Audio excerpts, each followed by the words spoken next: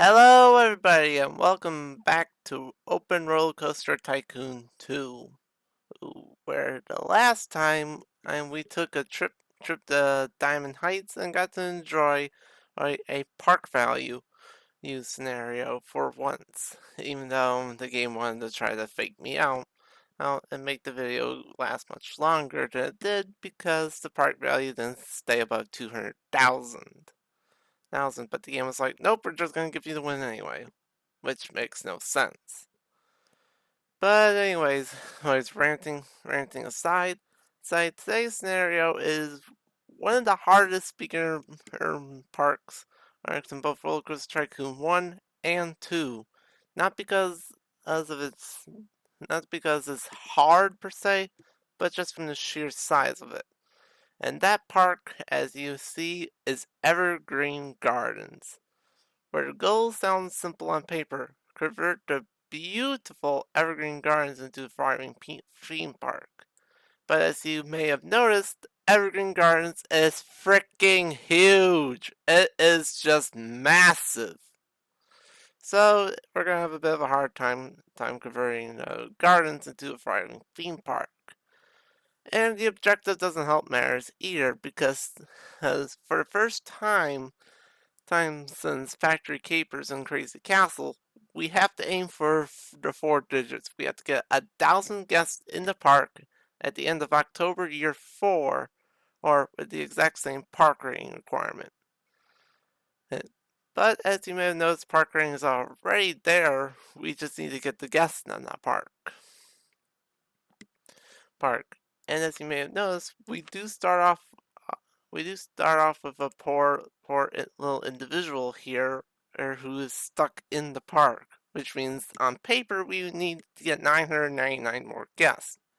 But this dude is pretty much going to be leaving the park because he's tired, unhappy, and he just wants to get out of here. So we are going to need to get our 1,000 guests a bit more legitimately without the game giving us the free guests to start with.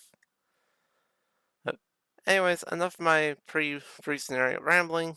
Let's go.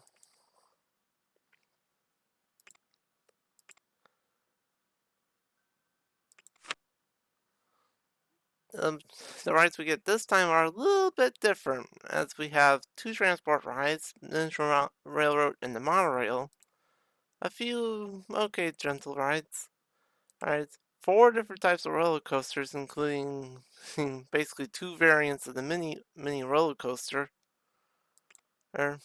only 1 thrill ride, 1 water ride, right, and 4 shops and stalls. But as you may have noticed, that yet again we start without the information kiosk, which is incredibly annoying.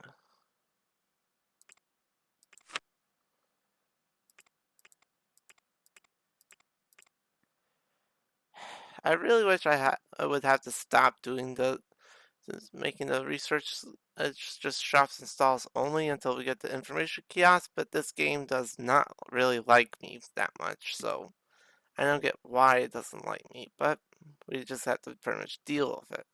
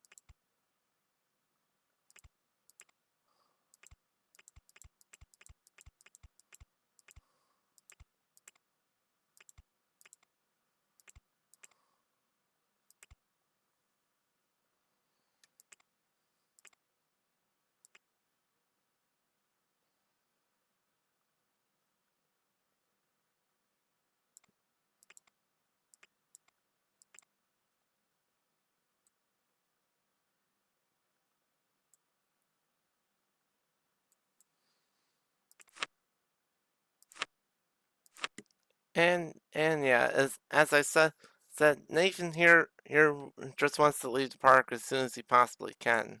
I mean, look how unhappy he is, look how tired he is, and just look how hungry and thirsty the dude is. He does not want to be in this park any longer, or than he has to.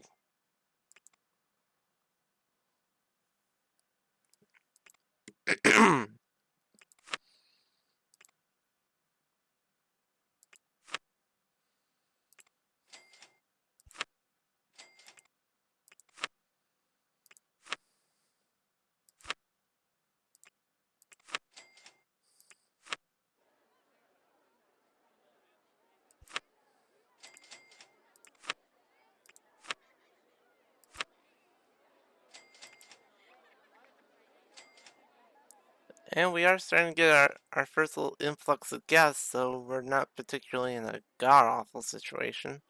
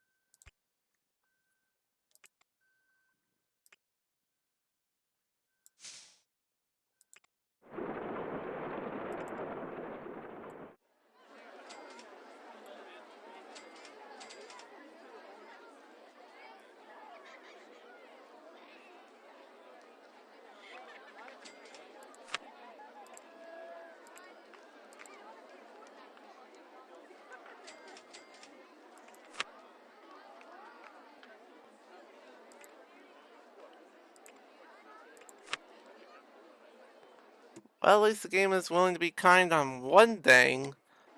Have the information kiosk be the very first thing to be researched. So, I guess I can't bitch too much now, can I?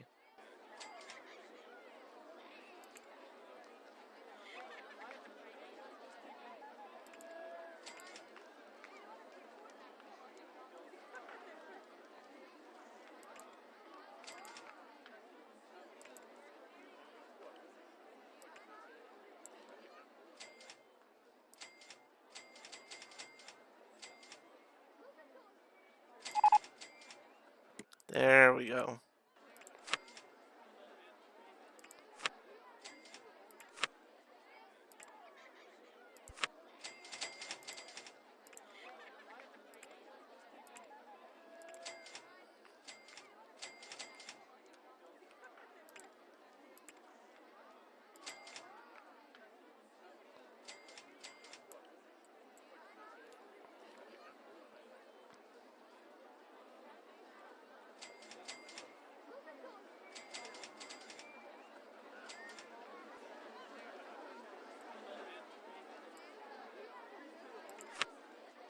So at least the game was kind enough to give us the information kiosk as the very first thing research, so like I said, I can't really bitch too much, it's just annoying. Right?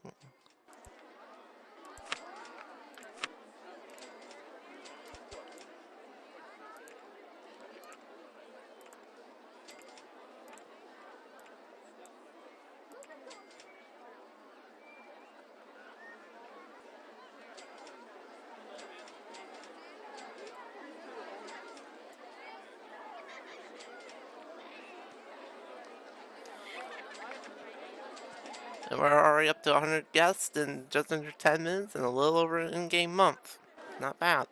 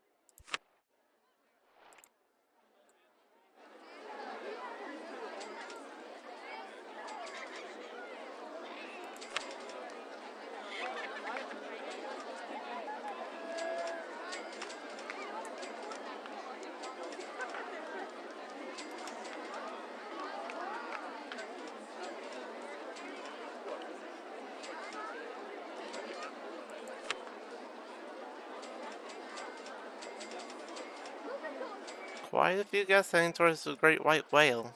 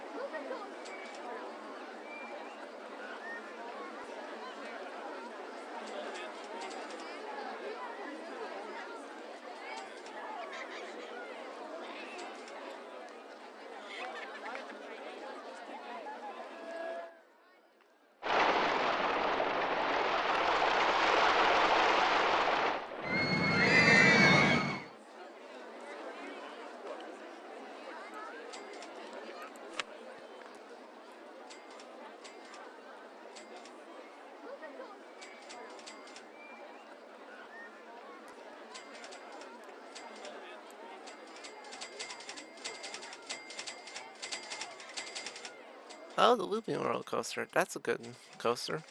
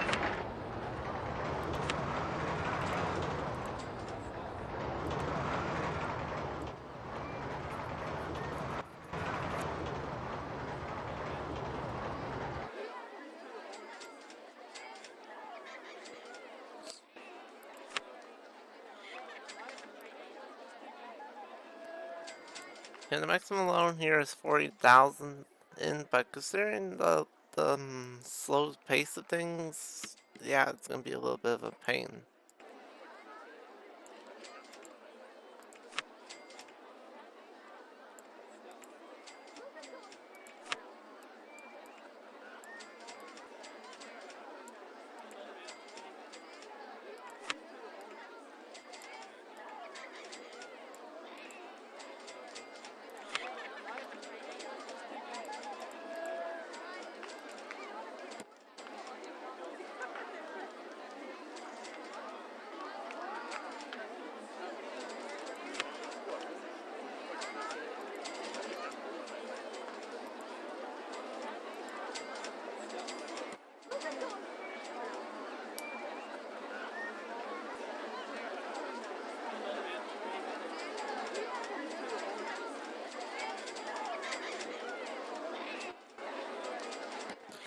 Now we're starting to get guests a little bit more consistently.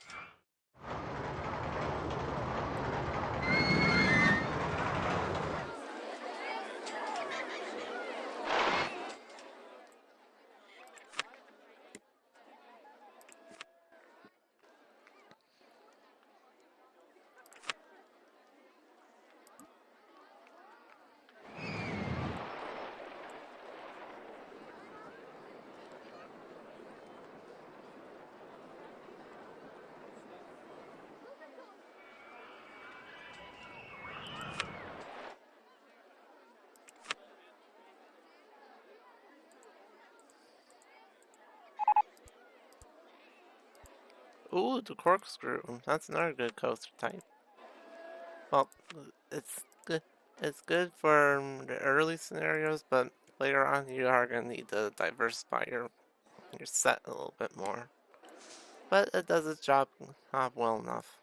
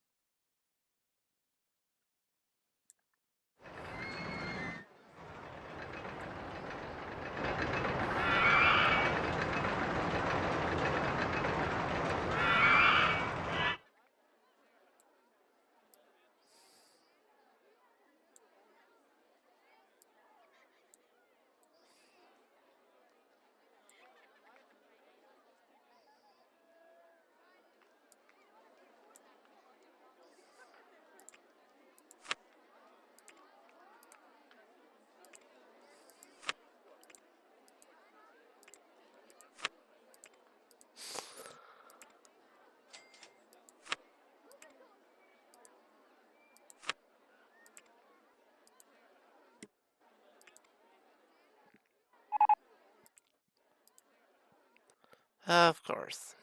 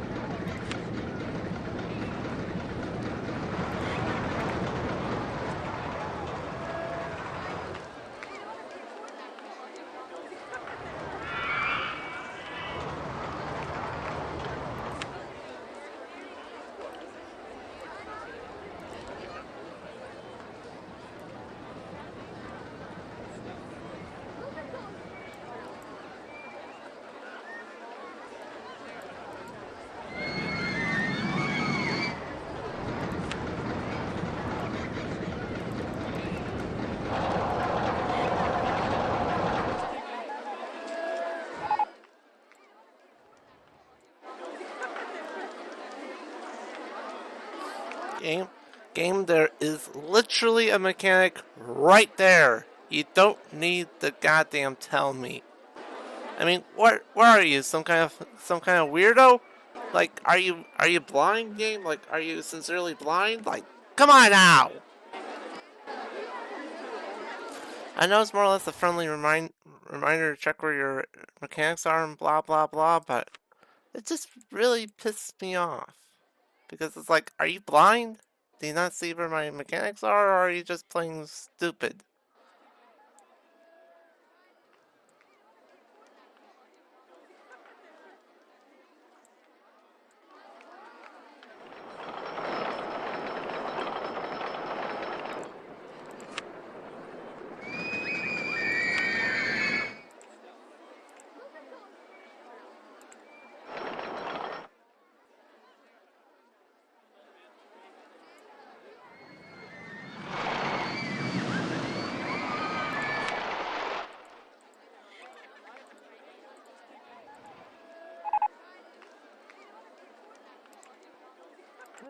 Okay, at least for now, starting to get at least some form of variety.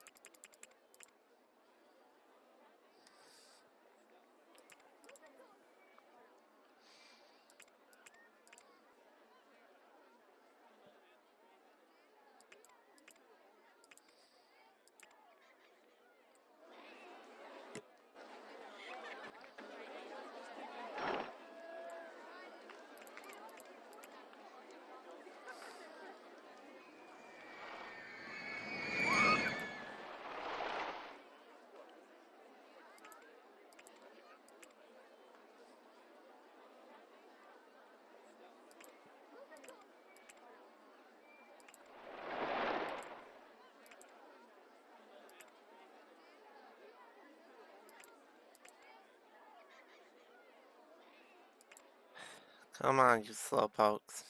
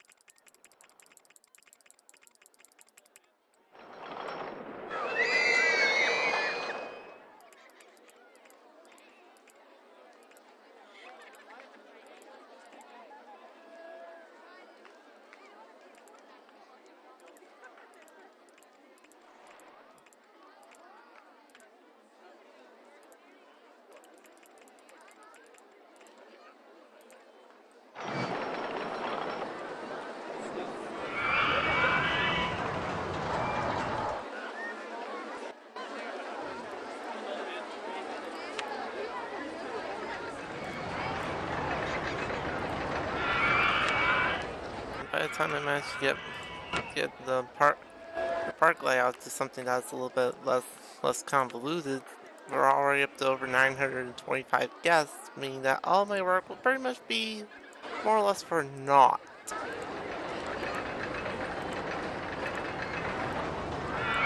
But at least there for reasons.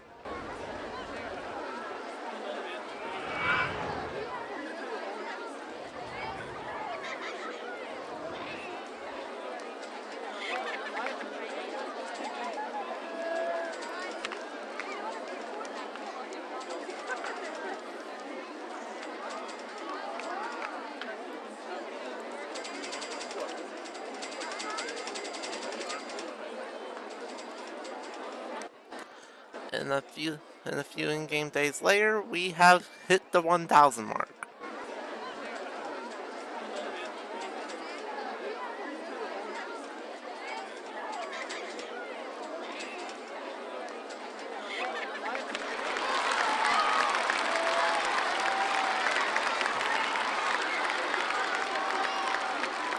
And for the second time this season, and once again the go-karts are on the QE, but we finished the scenario before it can be unlocked, so ain't that crap luck.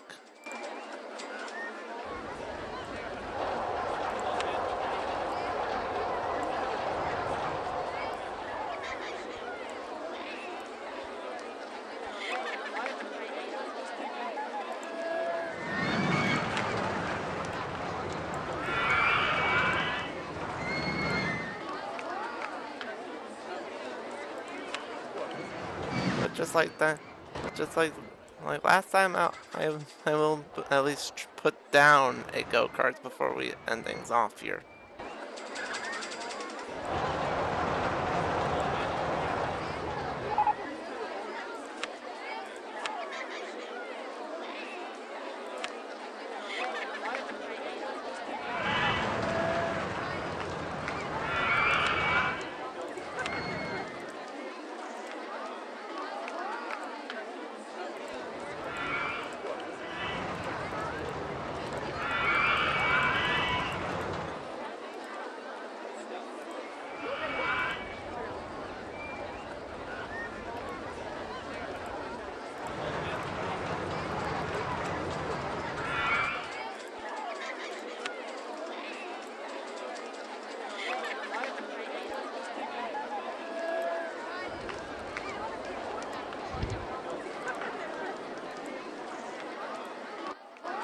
And there you go.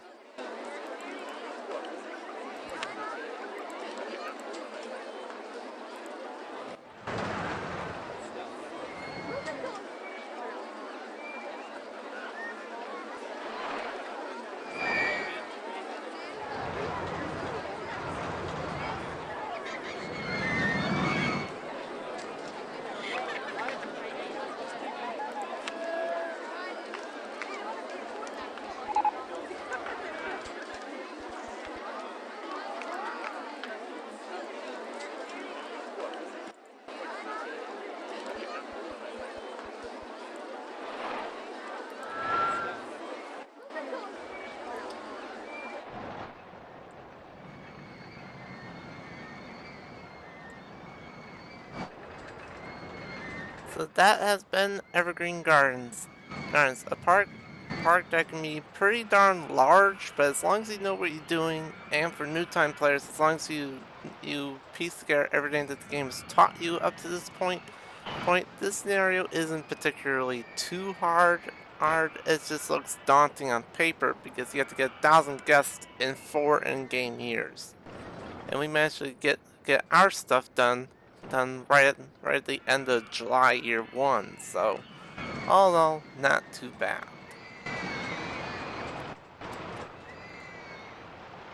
But that will conclude matters here in this episode. Our next episode will be the finale of the beginner parks of both Roller Coaster Tycoon 1 and 2, because we completed all 3 of Roller Coaster Tycoon 2 scenarios, plus the infamous Amity Airfield. And we've completed 5 out of 6 of the Beginner Park Zero Roller Coaster Tycoon 1 scenarios. And there's only one more left, which will be next episode. But we still have plenty of parks left to do, so this isn't the end of the season yet, not by any means. But in any case, I hope you all enjoyed today's foray into the world of roller coasters and madness and all that hoopla. Um, I would like to thank you all for watching, and I and I just want to quickly summarize something. If you follow me on Twitter, I recently ran a poll involving my voice, and a lot of you seem to agree that my voice is, well, I'll just flat out say it, cute. And for that, I thank you guys for the support. Thank you guys, gals, and non-binary people for the support. It really does mean a lot to me, and as I said, that you really help put my mind at ease. So once again, I thank you for that. Uh, But that's the only thing I wanted to say before we end this episode. Thank you so much for watching. You can check out my stuff in the description below. And as always, I will see you all in the next video. Ciao!